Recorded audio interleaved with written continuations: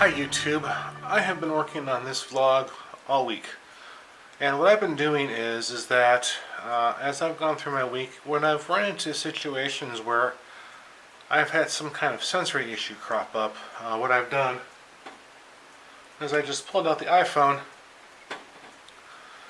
and did some vlogging of exactly what was going on. And you'll see me in various places in town and stuff, and a couple times at work. And this is just kind of an overview of some of the things that I have to deal with throughout the week. So I am here at Hy-Vee on Cedar Rapids' lovely northwest side. There's kind of a little shopping district that this is part of. I'm looking off to the west now. Off to the south and off in the distance is our brand new Highway 100. We're coming back to here. I'm going to walk in with you all and I'll point out some of the things about this store that bug me sensory wise. So this is like the bakery section, and this is like the most visually unfriendly area of the store. Everything is just kind of cluttered about. There's no neatness, there's no organization. You got this big stack of cookies here and everything is just kind of up and up. Kind of the same thing with the muffins. You got a huge mess of everything just kind of piled up high and really no sense of order to it. And when you're in a spectrum, you like order, so this all can combine to create a very, very stressful environment.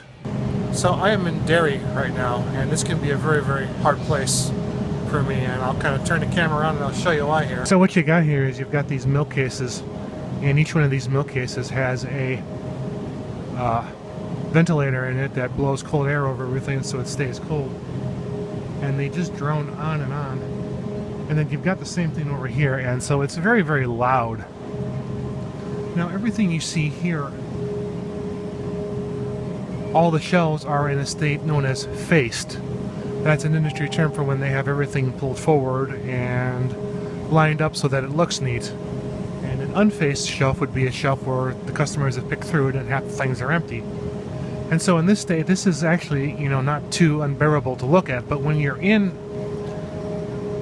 a store where you don't have as neat an organization and you've got people all over the place talking and all the other noises, it gets to be very overwhelming. And as I walk down here, I've got the two case noises, and it gets louder as I come down here.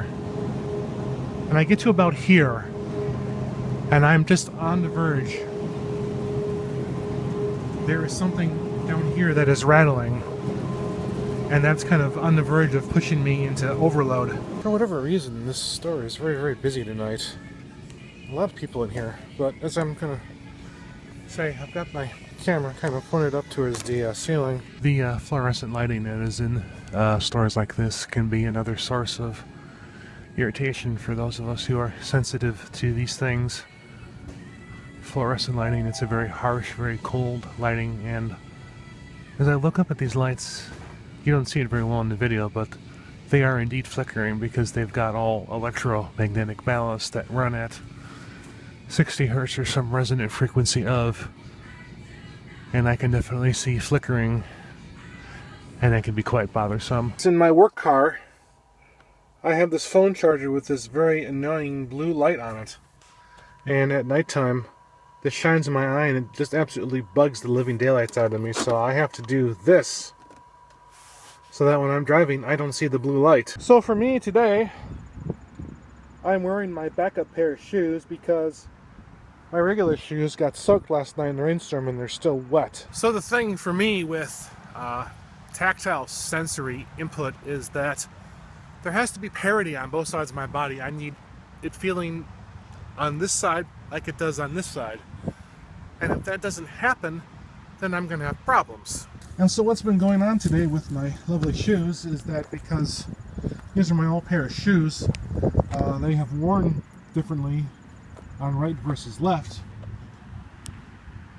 And so the right shoe, no matter what I do, it feels more tighter back here towards the heel than it does on the left. And it's the only thing that I've been able to think of for like the last 2 hours, and it's absolutely driving me nuts.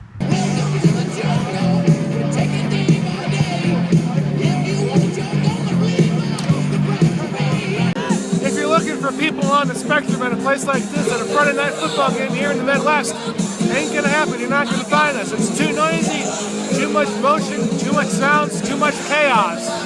I have maybe about 20 minutes of tolerance if I was up in those stands. But because I'm at work, I've got something I can focus on.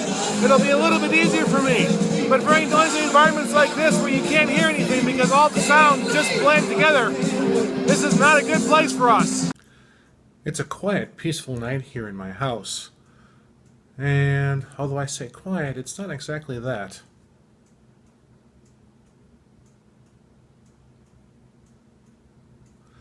You might not be able to hear a whole lot, but just bear with me here because this is how I hear the scene right now in my house.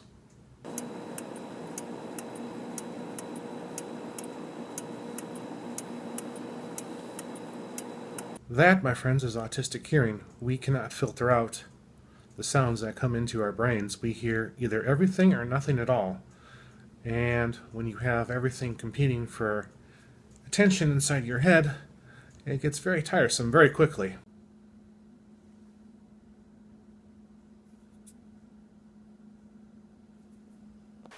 So to kind of finish up my thoughts here on this vlog, I have been reading over the years a lot of blogs, forum posts, and watched a lot of videos on YouTube, and it seems overall that the two things for high-functioning individuals who are on the spectrum that really ruins their chances of maintaining or getting and maintaining independence is either A, anxiety, or B, sensory issues. And sensory issues for me, fortunately, have not been that huge of a deal. I did have them as a kid, and I remember things were a lot worse as far as some of the things that you saw here in the video as far as sounds and textures and other things go. And as I got older, those things kind of waned a bit, and now, while I still deal with them, I am to the point where they are not showstoppers for me. So I am certainly fortunate for that, and at the same time I'm extremely apologetic for those of you who may be watching this who are stuck in either anxiety or sensory hell because your brains just have not figured that part out. So hope you learned a little something from this vlog, and as always, I like comments, I like subscriptions, and I like likes. Thanks for watching.